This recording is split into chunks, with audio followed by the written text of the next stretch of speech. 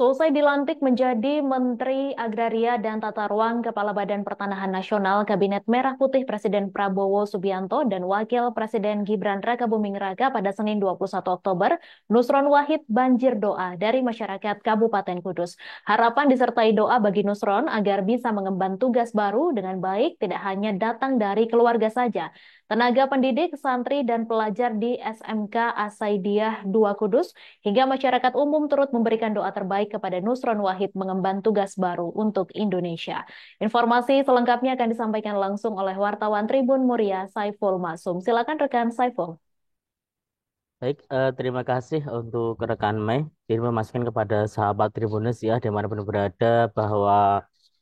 Kabupaten Kudus memang sangat seksi ya, dijadikan sebagai salah satu daerah yang mana dua putra daerah Kabupaten Kudus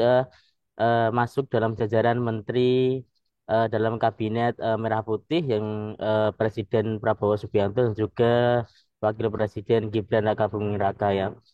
Nah, salah satu menteri dari dua kader dari Kabupaten Kudus yang dipanggil oleh Presiden Prabowo Subianto yaitu Nusron Wahid. Nusron Wahid ini adalah salah satu politikus dari Partai Golkar yang mana Nusron ini merupakan santri dari Kabupaten Kudus, juga warga asli Kabupaten Kudus, kelahiran Kabupaten Kudus yang besar juga di wilayah Kabupaten Kudus untuk membangun Kabupaten Kudus juga. Nah, setelah dilantiknya Nusron Wahid ya menjadi salah satu menteri di Kabinet Merah Putih Prabowo Subianto ya sebagai Menteri ATR BPN yang mana eh, Nusron sendiri sudah hadir di Jakarta dalam beberapa hari yang lalu. Dari keluarga sendiri memang tidak terlalu kaget atas penunjukan Nusron Wahid karena memang sebelumnya pada pemilu ataupun Pilpres Februari lalu Nusron Wahid sendiri menjadi salah satu garda terdepan untuk kemenangan dari pasangan Prabowo Subianto dan juga Gibran Rakabuming Raka sehingga ditunjuknya Nusron Wahid ini memang menjadi salah satu yang digadang-gadang bahkan oleh masyarakat di wilayah Kabupaten Kudus menjadi salah satu menteri yang mengemban tugas untuk membangun Indonesia dalam periode 5 tahun ke depan. Nah, berdasarkan penelusuran dari Tribun Muria ya, kepada beberapa eh, lingkungan yang ada di wilayah Kabupaten Kudus ya, yang berhubungan dengan Bapak Nusron Wahid sendiri, di antaranya yaitu salah satu keponakan Bapak Nusron sendiri menjelaskan bahwa Nusron sendiri merupakan anak dari 8 bersaudara yang sejak kecil dinilai sangat menonjol ya, bahkan oleh kakak kandungnya sendiri yang mendampingi Pak Nusron sampai ke jenjang pendidikan magister juga eh, menilai bahwa Nusron sejak kecil merupakan sosok yang paling cerdas, sosok yang lebih berbeda daripada saudara-saudara lainnya. Bahkan sejak kecil dia sudah dibekali ilmu tentang kesantrian, ilmu agama, dan juga mempunyai pribadi dan juga pemikiran idealisme yang tinggi untuk bisa membawa dirinya lebih bermanfaat dan meraih apa yang menjadi cita-cita dan impiannya. Kemudian Pak Nusron sendiri dalam berkarir politik sudah terjun di beberapa organisasi juga. Dia juga pernah menjabat sebagai anggota DPR RI sejak 2004 lalu dan bahkan pada Pileg Februari lalu kembali terpilih menjadi anggota DPR RI ya, mewakili dapil di wilayah Kabupaten Kudus, Jepara dan juga Demak. Nah, selain penilaian dari keluarga sendiri, Bapak Nusron Wahid ini juga ternyata mendirikan sebuah yayasan yang mana di dalamnya berisikan santri-santri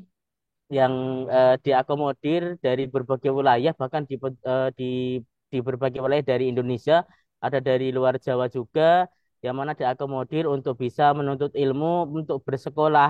agama di wilayah Kabupaten Kudus, sekaligus mengemban sekolah SMK, yang mana ada dua jurusan ya, yaitu jurusan Tata Boga dan juga Fashion Dan sekolah ini yang didirikan oleh Bapak Nusron yang disebut sebagai Yayasan Asaidiah II ataupun SMK Asaidiah II ini ternyata gratis diberikan kepada masyarakat yang membutuhkan dan saat ini sudah berhasil meluluskan 6 kali periode lulusan dan saat ini masih di eh, putra-putri ataupun santriwati maupun santri putra yang masih mengemban eh, pembelajaran di wilayah Kabupaten Kudus melalui yayasan yang didirikan oleh Nusron Wahid sejak 2015 lalu masih aktif dan masih menjalani sekitar 260 santri dari berbagai daerah. Dan ini menjadi ladang bagi amal usaha dari Bapak Nusron sendiri untuk di bidang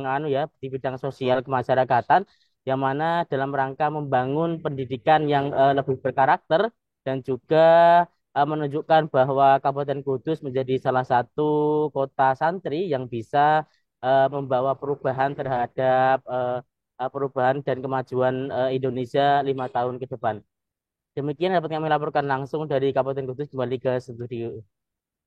Terima kasih rekan Saiful Masum atas laporan Anda dan Tribuners wartawan kami juga telah menghimpun wawancara dengan keponakan Nusron Wahid berikut tayangannya untuk Anda. Dari keluarga tentu yang pertama